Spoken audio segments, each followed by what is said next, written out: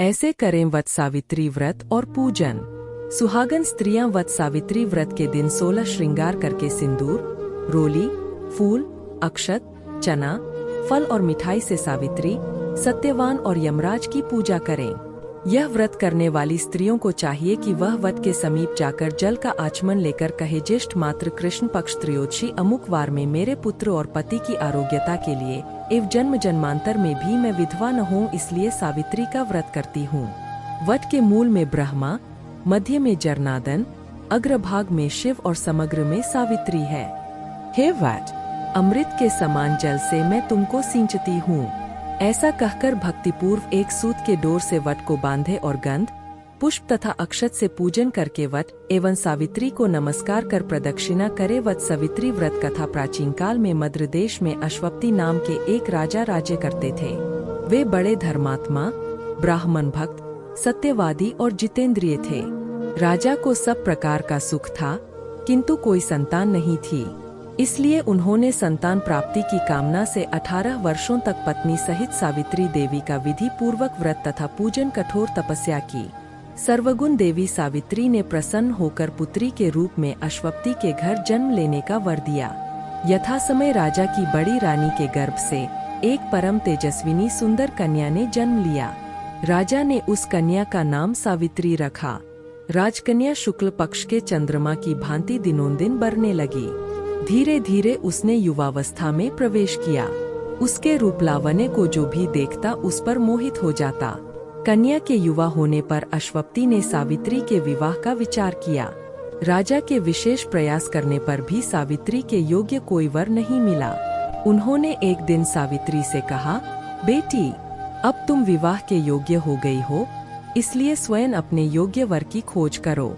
पिता की आज्ञा स्वीकार कर सावित्री योग्य मंत्रियों के साथ स्वर्ण रथ पर बैठकर यात्रा के लिए निकली। कुछ दिनों तक ब्रह्मर्षियों और राजर्षियों के तपोवनों और तीर्थों में भ्रमण करने के बाद वह राजमहल में लौट आई। उसने पिता के साथ देवर्षि नारद को बैठे देखकर उन दोनों के चरणों में श्रद्धा से प्रणाम किया। महाराज अश्वपति ने सावित्री से उसी यात्रा का समाचार पूछा। सावित्री ने कहा, पिताजी, तपोवन में अपने माता पिता के साथ निवास कर रहे द्युमत्सेन के पुत्र सत्यवान सर्वथा मेरे योग्य है। आठ सत्यवान की कीर्ति सुनकर उन्हें मैंने पति रूप में वरण कर लिया है। नारद जी सत्यवान तथा सावित्री के ग्रहों की गणना कर राजा अश्वति से बोले, राजन, सावित्री ने बहुत बड़ी भूल कर दी है। सत्यवान के पिता शत्रुओं के द्वारा राज्य से वंचित कर दिए गए हैं। वे वन में तपस्वी जीवन व्यतीत कर रहे हैं और अंधे हो चुके हैं। सबसे बड़ी कमी यह है कि सत्यवान की आयु अब केवल 1 वर्ष ही शेष है और सावित्री के 12 वर्ष की आयु होने पर सत्यवान की मृत्यु हो जाएगी। नारद जी की बात सुनकर राजा अश्वपति व्यग्र हो गए। उन्होंने सावित्री से कहा, बेटी, अब तुम फिर से यात्रा करो और किसी दूसरे योग्य वर का वरण करो। सावित्री सती थी।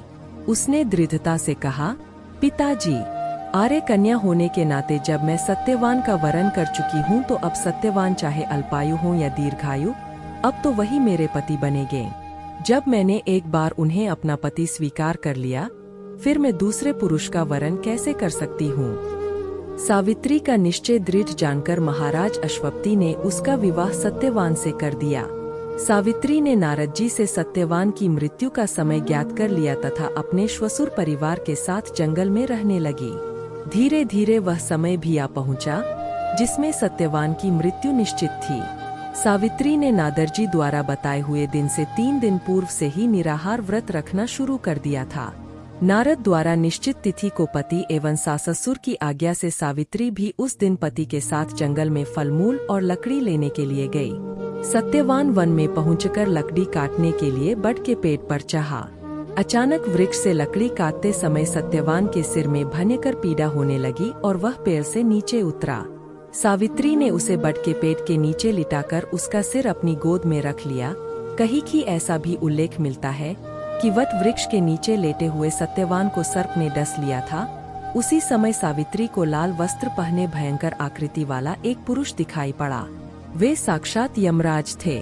यमराज ने ब्रह्मा के विधान के रूप रेखा सावित्री के सामने स्पष्ट की और सावित्री से कहा, तू पतिव्रता है, तेरे पति की आयु समाप्त हो गई है, मैं इसे लेने आया हूँ। इतना कहकर देखते ही देखते यमराज ने सत्यवान के शरीर से सूक्ष्म जीवन को निकाला और सत्यवान के प्राणों को लेकर वे दक्षिण दिशा की ओर चल दिए। सावित्री भी सत्यवान को वट वृक्ष के नीचे ही लिटाकर यमराज के पीछे पीछे चल दी। पीछे आती हुई सावित्री को यमराज ने उसे लौट जाने का आदेश दिया। इस पर वह बोली, महाराज, जहाँ पति वही पत्नी, यही धर्म है, यही मर्यादा है। सावित्री की बुद्धिमत्ता पूर्ण और धर्मयुक्त बातें सुनकर यमराज का हृदय पिघल गया। सावित्री के धर्म निष्ठा से प्रसन्न होकर यमराज बोले, पति के प्राणों से अतिरिक्त कुछ भी मांग लो। सावित्री ने यमराज से सासश्वसुर के आंखों ज्योति और दीर्घायु मांगी।